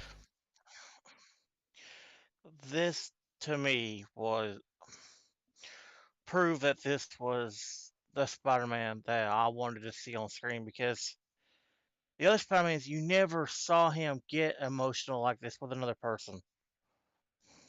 No, and it was This yeah. this brings out the human side of Peter Parker that we've rarely seen on film and games or anything. This is the stressor situation. This is when everything's going wrong, the shit's hitting the fan, he doesn't know what to do, his friends are in trouble, he's baffled, he's confused, he's frustrated. It's just everything is just is it the dam is cracking and it's breaking. And he needed that Mhm. little pep talk from Happy to reassure him, like, you know, this is what's the this is the reality of it. It's basically it's not the Uncle Ben moment, but it's equivalent to it on an emotional scale of like, this is what you need to remember. This is, who you are, and this and that. I think the idea of like, I don't think Tony would have done what he did if he didn't think that everything would be fine with you being here. It just harkens Mhm. back to that scene in Endgame. So it just fucking right in the feels. God damn it. Basement said in the chat, the Netherlands aren't this nice, to be honest. I I'm didn't not surprised. didn't think so. I did laugh, and it's like, can I have your phone? Yeah. How everyone here's so nice. Like it's I just thought it was funny. So the class is taking a tour bus ride around London, but it's driven by one, of course, of Beck's goons. They stop on the London Bridge as Mysterio gets the air elemental ready to attack. Spidey but then shows up in a new suit ready for battle. Happy goes to get Ned, MJ, Betty, and Flash, but his jet gets blown up and they have to hide in a medieval tower as the drones go after them. I don't know about you. I also fucking giggle. It's like, I'm here to get you. I work with Spider-Man. You work for Spider-Man. I work with Spider-Man. Like, get in the jet. Boom. New plan. Cute little moment. Loved it. I also love when JB Smooth's like, oh man, they're combining the powers like the Power Rangers. You're thinking of Voltron. Just nerdy little shit. They of course hide in a room, but NJ manages to knock out one of the drones with a mace before having to stay in a locked room. Spidey enters the illusion of the air elemental and webs all the drones together to make them crash and break the illusion. He proceeds to destroy more drones before Mysterio has him cornered and faces a horde of drones directed at him while under an illusion. Using his spider sense, Spidey dodges all the drones, destroys them all, and in the chaos, one of them shoots Mysterio. Peter goes to get Edith, but Beck attempts one last illusion to kill him, but it fails, leaving Beck to die in disgrace. Peter then disables all the drones, and then afterwards, he and MJ run into the bridge to meet with each other. They acknowledge their mutual feelings, and of course they kiss, with Fury trying to get Peter again, but Happy tells him to leave the kid alone since he's with his new girlfriend. So obviously everything comes in a crescendo here in a nice little bow. I didn't mind the stuff with MJ and Happy as far as like the side stuff. Like you have to kind of like wrap up that little, because he's targeting them. This fight scene with Peter was absolutely fantastic. I love it. The fight scene with Vulture at the end of Homecoming was my favorite of the movie because, again, it's not this movie has more action scenes, obviously, and more fight scenes. But I really love the final fight with Vulture and Spider-Man in Homecoming. But this one trumps it by a lot, especially with the double illusion ending where the hallway goes completely dark and he's like, no more illusions, no more that. And then I still love when he catches the fucking gun on the second go around. I'm just like, fucking, that's so good. So I love the ending, and I also love the the infamous line from Beck at the end. Peter, or people will is people believe whatever you want them to, or something along those lines. Yeah. People believe whatever they see, and when I show them what they want to see. Yes, yes. I can't believe I remembered that. Good shit. It was I really have no complaints about this. And it took me a minute, but if you notice, like when everything's going crazy, you see what's his name, the assistant from Obadiah Stane, the first one, the guy who's like handling everything. He's uploading something and then grabs a file and then gets the hell out of Dodge, which we know that's going to be in a minute. But you know, the sweet tender moment ending with MJ, and she reveals, you know, I don't usually let people get too close, so I lie. And yeah, the reason I was more than just watching you because I thought you were Spider-Man, and it's because I also had feelings and cute moment. So I mean, action was awesome. Loved the scene with Spider-Man. There was a lot of creative moments with his webs. I don't know if you caught that. Like there was some really cool moments creatively with the way he was attacking the drones and stuff. Yeah, they definitely amped up his abilities with this and made him more spider-like, going from place to place, basically using methods that actual spiders that are here in the real world would do. Like we have jumping spiders, we have speedy spiders, we have spiders that don't build webs, we have spiders that build webs. It's just they actually made him Spider-Man. Yep. Bobby, you right there too? Oh yeah, for sure. Did what did you think about the end scene with the crescendo with the fight sequence, the drones, and then the final fight with Mysterio and death of Mysterio? Oh god, I fucking loved it because I didn't think Mysterio was gonna die in this. I thought, you know, he's gonna somehow live. And holy shit, that whole battle scene was just cool as shit. Especially with like the effects and shit that he used. So cool. Right there with you. So, of course, the happy ending, the students return home. Peter and Happy have a conversation with May down to discuss their apparent developing relationship. But, of course, Happy and May are on totally separate pages, so cute little thing there. Peter then goes out to meet with MJ for a date as Spider-Man, and he takes her for a swing around the city, although the heights, of course, are freaking her out. We then get to the mid-credit scene. Of course, after their date, Spidey drops off MJ on the streets. They then overhear a breaking news broadcast in the middle of the city, but apparently Beck recorded a video right before his death and sent it to the Daily Bugle. It is shown by none other than the ruthless and antagonist chief editor, J. Jonah Jameson, played none other than, of course, by the wonderful Mr. Love the continuity here. I love the continuity. I love the continuity. Oh yeah, played once again, of course, by the absolutely fantastic J.K. Simmons, who, I shit you not, I can and I will never picture anybody else. There will never be another. Nope. Ever. Fucking loved it. So, of course, he plays a doctored video done by Beck to make people think that Spider-Man orchestrated the drone attack on London. Beck then shouts that as Peter Parker, then shouts out that Peter Parker is Spider-Man to the whole city, leaving New Yorkers in disbelief over their hero and putting Peter in a very troubling position, yelling, "What the fuck?" And then it cuts off right at the big time. So it has now been revealed to the entire world that Peter Parker is Spider-Man. Of course, the post-credit scene is the one we were kind of hinting to the entire time, that Fury and Marie are revealed to have been revealed as none other than the Skrulls Talos and his wife Soren from that we saw in Captain Marvel. They were ordered by Fury to give Edith to Peter, and Talos gives Fury an update on what just happened. But before he can get into the details of all the craziness that happened in this movie, Fury is then shown to be relaxing on a Skrull ship, which apparently he is, of course, commandeering to end the movie. So there's a lot to take in here, and there's two really big things. First and foremost, that mid-credit scene is very interesting. So number one, as I mentioned at the beginning of this review, this was supposed to be, or theoretically, the last Spider-Man movie in the MCU. So presumably, if nothing else happened after this, as far as what we'll talk about when we get to the movie, this was going to be the last time we see Spider-Man in the MCU. And I gotta be honest with you, if that was the ending, no.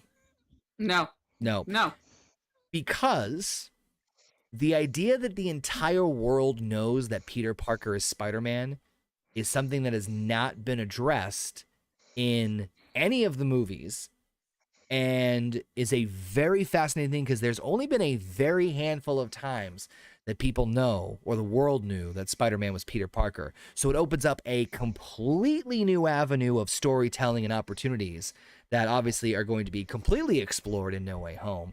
But I would have been bullshit if this was the last one. Yeah. You don't have a superhero's secret identity leaked to the world and then have nothing happen after. Yep. You can't, unless that is what the entire basis of the movie is, which is what they did with the next one. But when you end the movie with that, you can't just leave it there. You Right. can't. You piss off the entire fan base. Even the people like myself who were burnt out on this fucking particular franchise of the Yep. MCU. Yep. If it was left here, I would have broken my TV. I mean, I get that the relationship with Sony and Marvel was still on uncertain terms for the most part, or case by case basis. I sort of understand that. The point is that, like, how do I say this without going into too much spoiler territory? Spider-Man No Way Home sort of wraps up everything. Sort of. I will say this right now, and I'll say this when we get to the movie. If that is the last time we see Spider-Man I almost said Spider-Man No Way Home. If this is the last time that we see Spider-Man in the MCU with No Way Home, I'll be happy. I'll be very happy. Because aside from that mid-credit scene, which they left wide open for, again, another movie, because fuck you, Marvel. If they leave... If we never see Spider-Man after No Way Home in the MCU, I'll actually be very, very okay. Mm-hmm. Not with this one. No. Despite it being, I mean, come on, J.K. Simmons. I fucking love J.K. Simmons. Not just in any role, let alone J. Jonah Jameson. But it was a nice little twist at the end. And it alluded back to Beck's line, and of course does give us the setup. So at the time, I was bullshit because I'm like, you're going to leave on that note? You're going to leave on that note of all things? You made Spider-Man not only have his identity out there, but you also made him public enemy number fucking 1. Yep. Yes. I mean, Baba, I don't know if you knew about that. Like, this was basically going to be, so far the final time we see Spider-Man in the MCU. So, I mean, would you have been happy if this was how he was gone after this? When I first saw that scene, I was like, holy fucking shit, because that's the superhero's worst nightmare. It's like people finding out that Batman is Bruce Wayne. That type of magnitude. And for that to be, if that would have been the ending, fuck no. I would have, no. It wouldn't have not have gone over well with me at all. Because, holy shit. Like, like you said, that's never been explored in any of the movies, any of the video games. Yep. And, and have the great J.K. Simmons be J. Jonah Jameson. There is nobody else to play that role other than him. Hell, he was even good in that Spider-Man PS4 game that came out. I mean, yeah, he's like, you have to cast him. But by the way, I also want to just note that I also do love the twist they do in terms of what they did with J. Jonah Jameson, the Daily Bugle. Instead of it being a newspaper company, a newspaper to a news broadcast. It's like the fucking InfoWars, and it's like him being the only person. And they kind of they go a little bit more into it in the next one, but I love how it's like a digital media company. I mean, it's clever. Whoever wrote that idea to do that with the concept of that, and not being like a newspaper company and have it being like fucking, basically J. Jonah Jameson is Alex Jones. Yeah. I thought that was goddamn clever. The post-credit scene, yeah, I have mixed feelings on. On one hand, it kind of negates a lot about the movie with Nick Fury. And it does explain some things as far as how Mysterio was able to trick the great Nick Fury. And like I mentioned before, they did tease it at the beginning of it, like I mentioned before with Maria calling him Nick. But Mhm. He can get in contact with Nick Fury at any moment. That's the thing. well, if he wants to, that's the problem. The thing of it is that like I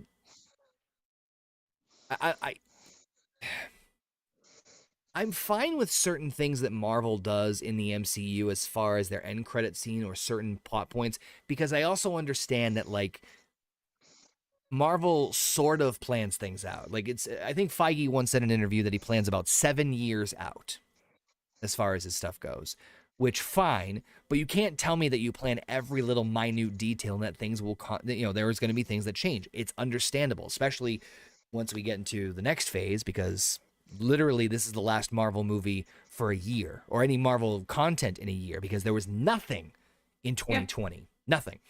So the reason I say that is because I can be a little loosey-goosey with some of these things. Like, we know that there's going to be a secret invasion show coming out, I believe at the end of this year, if not beginning of next, which this could tie into because Nick Fury is going to be the lead character. It's going to be featuring the Skrulls. So I can kind of see it being a way for them to catalyst this. But so I'm fine with like something being vague as long as it sort of goes towards something.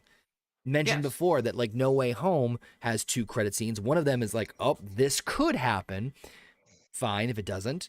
But the other is obviously just the preview for the Doctor Strange movie, which makes sense because you're clearly shoehorning that into to do that. So the whole Talos being Nick Fury thing is fine, but I will say that it is almost completely unnecessary.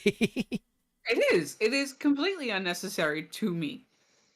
I mean, you could sit there and just have them randomly be somebody caught in one of those elemental attacks and just have them be exposed that way without being fucking Nick Fury and making it seem like Nick Fury went from badass secret agent to Detective Downs. I don't know, like I said, if it was anybody else in the MCU but Nick Fury, sign me up. I'm fine. But just had trouble with this one. I don't know. Because I mean, Nick Fury. yeah. I mean, Bobby, what do you think about that? I mean, are you the idea of like Talos being the Skrull and all that stuff? I mean, you kind of on the same page of that? Yes and no. Like, I'm not exactly 100% sure on who the Skrulls are because my knowledge only goes up to Thanos. But I don't know if I would have done it in this movie because now we don't know what the real Nick Fury is or how the fuck he even got on the Skrull ship. Well, we know that What I from what I Captain. would have done. Oh, God, sorry. Well, okay. What I would have done is I would have teased the next, have like a tease for the next big villain in this since we've not seen one yet. Well, the big villain just died in the last movie, so they do need some time to do set up the little things, which they're taking their sweet ass fucking time right now. But we'll get to that in another video. So we know from Captain Marvel that Fury has a relationship with the Skrulls from his experience with the Captain Marvel movie. But you're right, it's kind of like a vague, like, it's not that I hate the Nick Fury character, it's just that, let's be real, after Winter Soldier, poof. Yeah. He showed up in Ultron, showed up in Infinity War to call Captain Marvel, and showed up at Tony's funeral. You know what That's I it. wish he would have done? I think this would have made more sense. Mm-hmm. Not even have done this post-credit scene and gave him his own movie explaining where the fuck he's been all this time in Phase 4. So, The next time we will see Nick Fury, presumably, is in Secret Invasion, which is there's not much details about it other than the fact that Nick Fury is one of, if not the lead character, with Talos coming back as well, about potentially a secret rogue group of Skrulls that invades the Earth. Now, there's a million different ways they can fucking go with this. Presumably, I believe it'll either be out. I think it's rumored to be out the end of this year, end of 2022. But we'll see how things go. We haven't seen anything yet, although, San Diego Comic-Con's in a few weeks, so who knows how much shit they're gonna drop on there. But I'm not disagreeing with you, and hopefully we'll get an idea of what the next big thing is down the pipeline. So, but that, ladies and gentlemen, was Spider-Man Far From Home. So real quick, rapid fire, we're gonna start with Bobbit on this one. Your overall thoughts on Spider-Man Far From Home. What would you rank it out of 10? Well, like I said at the start of this whole review, this was my favorite. Like, not my favorite overall Spider-Man movie, but as far as this trilogy goes, well, now we know it was a trilogy, but this was my favorite until No Way Home came out, and I give this a solid 8 out of 10. I really enjoyed it. There were some things I was like, that's a little far-fetched, but overall, I just had a good time with it. A little Far From Home. Bad dad joke. It's late. I'm sorry. Heather. Heather, I know that you were kind of burnt out on the Spider-Man franchise, so I'm curious what you thought about this one. Again, there were so many things in this movie. It's just like, fucking how? You're using lights and projectors, but yet fucking how? Right. Best Buy membership. I'm gonna throw this out to you too. Better than Homecoming? Better than Homecoming, yes. Okay. Absolutely better Alright. than Homecoming, because Homecoming left so much open and gave so many questions. And this one kind of answered some of them. Not all of them. But still overall? Overall, it's okay. It still ties in the fact that Spider-Man only fights disgruntled Stark employees, Yep. apparently. That's Yep. all he's fucking good for. Unless it's Captain America going on a bender trying to beat up Tony. Oh yeah, I did love the scene where like Happy throws the shield. How's Cap do this? You little joke, but for me, it's another middle of the road. eh, Maybe slightly better than middle of the road. like 6.5, 6. Yeah. All right. I have a soft spot for this one, as I mentioned before. Not just primarily because of the father-son, or father figure lost relationship, but generally, despite the plot holes and the frustration with the drones, I think that, and mind you, I loved Michael Keaton as the Vulture, Mm-hmm. but Mysterio, actually, you know what? They're even. They're even. I was gonna say Mysterio is a better villain, but I disagree. I think they're about even as far as the villains. So you have a pretty strong villain despite his weaponry. Solid storytelling. Personally, for me, even with some of the plot holes in there, I think really the biggest frustration is the Nick Fury thing. Like I said multiple times, Mhm. if you take him out, everything else can pretty much stand on its own. I could get Mysterio tricking people. I can get Spider-Man sort of figuring it out on his own. I could have him like figuring out things on his own completely. I mean, can you fucking imagine if S.H.I.E.L.D. was still a thing at this point? I would have lost my shit. I'm like, you mean to fucking tell me that nobody in S.H.I.E.L.D. Anyway, I'm getting off topic, but yeah, before a fucking couple of teenagers in a hotel room. right. Just holding a projector. Because they dropped a projector that had some webbing on it and they saw everything in front. Anyway, but I think that despite the underlaying of it, the parts that were great were really, really great. The visuals were amazing in this one. I think the general storytelling and the themes of this were really, really awesome. Again, going back to the whole Peter trying to step up. It's a huge step up from Homecoming, in my opinion, and it goes towards the Spider-Man that I want, of balancing, like I said before, the Peter Parker, I got to get the girl and do all these things, and the Spider-Man big man responsibilities.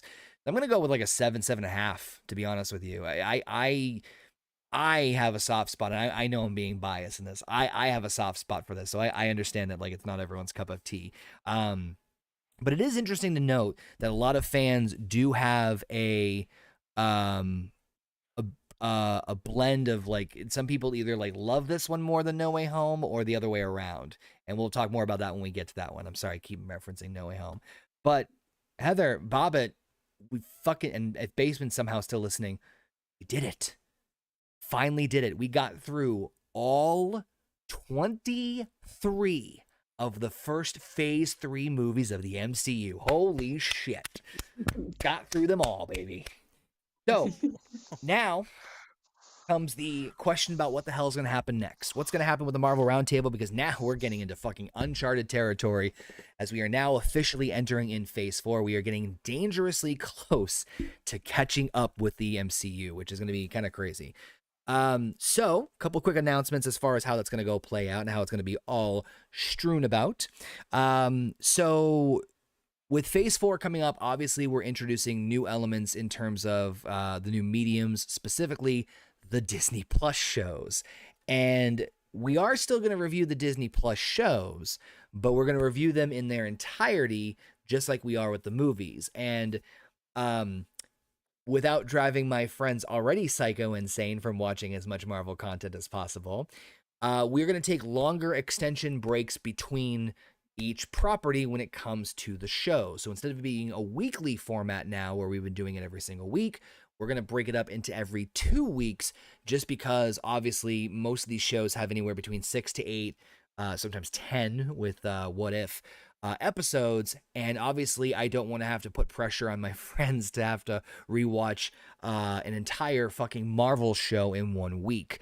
So depending also on other life things that may happen, there's going to be some time, it might be longer gaps in between is what I'm saying. The movies we'll still do probably within a week or so because we can digest those in one sitting. But we're going to do these still in the chronological order in which they were released. So we'll start off with a couple of Disney Plus shows right off the bat, and then we're going to eventually get deeper into the phase 4 movies. So that is the initial plan. However, we have a special treat for all of you people who are sticking around and watching us. So if you guys are watching us on YouTube, this next piece will be just on the YouTube channel, will not be in audio format. So next week, instead of doing a typical review right here on the Marvel Roundtable, we are going to do a special S-tier ranking system. Really hope JP's on for this one because it's going to be a fucking fight and it's going to be great. Where we're going to collectively try to come together and S-tier rank all the first MCU Phase 3 movies from top to bottom and where they're going to be placed. And I'll tell you right now, it's going to be a fucking fight. I can already tell. We're like, no, it's going to go there, and it's going to ruin friendships more than Mario Kart. But yeah, so if you guys are going to watch us here on YouTube, make sure you guys join us next week right here on the Marvel Roundtable as we do our fun special S-tier ranking system. Bobbitt, Heather, any last minute thoughts or quippets before we wrap things up? I'm going to say this right now for those of you wondering. This S-tier rating is only going to be up to what we have seen so far. Right. Nothing past it. Yep, it will not be phase 4 things. It's anything we've reviewed up until this point. But I may try to jump through the computer screen because I know at least one person within this group is going to try and put a movie that every single one of us thought was complete trash in the S tier itself. And no, I'm putting Captain Marvel in the S tier. I'm just spoilers. I'm gonna beat your fucking ass. That's the thing. We're gonna have to even make it onto the chart. We're gonna have to compromise on some things. I think. I think generally we're gonna be okay, but like, I think the middle shit's gonna be really, really interesting. That's where the arguments are gonna start. For sure, for sure. Like the A to C is gonna be the worst. Yes. But I want to thank Heather. Bobbitt, any last minute tidbits before we wrap up things here?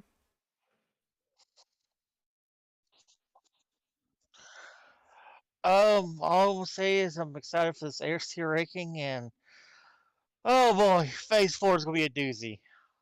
Oh yeah. Well, I mean, there's definitely some gems that I've enjoyed, but we'll get there. So, again, thank you all to join us who joined us in the chat and listen right here on YouTube.com/HornyGoat, and of course those who listen on the audio podcasting platforms. You guys can check us on all your favorite audio platforms.